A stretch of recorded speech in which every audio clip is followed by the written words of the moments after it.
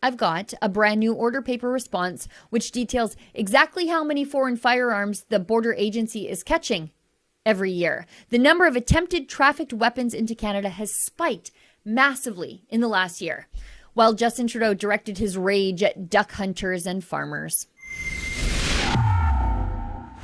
The Liberals have imposed a backdoor gun registry through an order in council which changes regulations to require retailers and sellers to collect data on purchasers. New rules come into force May 18th. Will you commit to repealing these? I will. Canada has among the most regulated firearms industry in the world.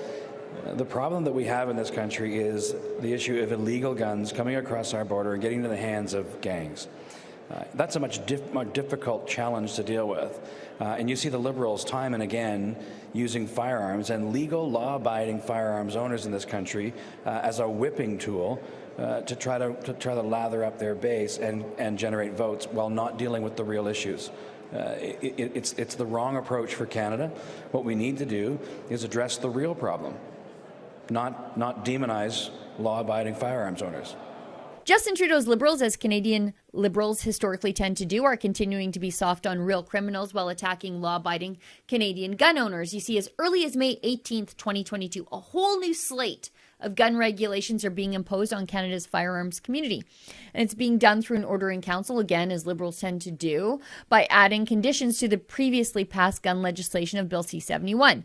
So by the stroke of a pen and not through the democratic process of Parliament, where debate and evidence are normally somewhat important, the new firearms regulations create a backdoor gun registry, wherein retailers and gun sellers are required to keep purchasers' data, and private sellers are required to call the federal government and ask permission before they can change ownership of their firearm. Pretty please, Mr. Bureaucrat, can I sell my private property? And this is for all firearms classifications, restricted and non-restricted alike. Apparently, this is supposed to stem the gang violence problem in Canadian cities that seems to go hand in hand with such things as the rise of social justice policing, the defund the police movement, and Canada's completely open, porous border. It makes more hoops to jump through for people who are already jumping through hoops every single day, while ignoring the real culprits of real violence. You saw off the top of this video that Rebel News journalist Celine Gallus was able to ask Scott Aitchison a question about these new laws at the Conservative Party leadership debates held in Edmonton earlier this month. We were the only journalists there to ask a question about what the Conservative Party plans to do to protect Canada's lawful gun owners from the Liberal government's overreach and the Liberal government blaming them and scapegoating them for Liberal government failures. Now, I wanted to show you that clip from Aitchison because he's not wrong when he says illegal guns are coming across the border into Canada and causing problems. I've got an order paper question which shows just how many firearms are being caught at the border by the Canada Border Services Agency.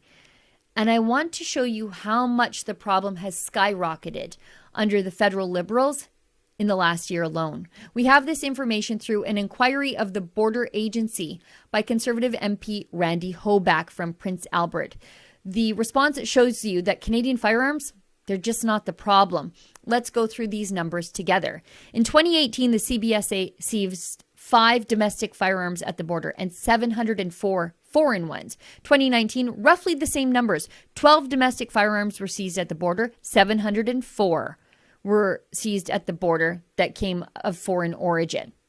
2020, this is the pandemic year, so the border was largely closed. So you see the numbers go down, but it's still the same trend overall. 4 domestic firearms seized at the border, 491 foreign ones were seized. So here's 2021.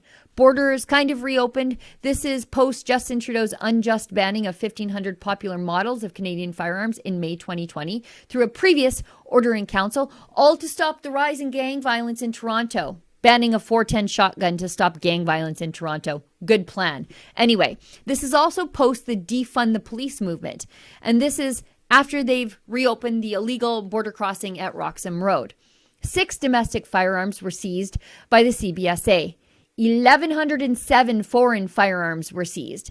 That's an enormous spike in trafficking guns from the regularized number of about 700.